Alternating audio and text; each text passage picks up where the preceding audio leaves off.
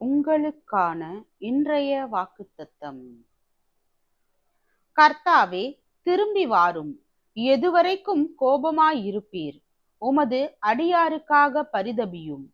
நாங்கள் எங்கள் வாழ்நாளெல்லாம் களிகூர்ந்து மகிழும்படி காலையிலே எங்களை உமது கிருபையால் திருப்தியாக்கும்.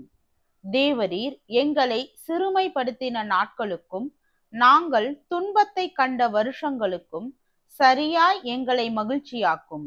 உமது கிரியை உமது ஊழியக்காரருக்கும் உமது மகிமை அவர்கள் பிள்ளைகளுக்கும் விளங்குவதாக.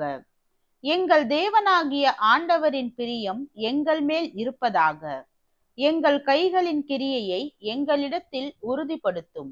ஆம், எங்கள் கைகளின் கிரியையை எங்களிடத்தில் உறுதிப்படுத்தி அருளும். சங்கீதம் 90 வசனம் 13 முதல் 17 வரை.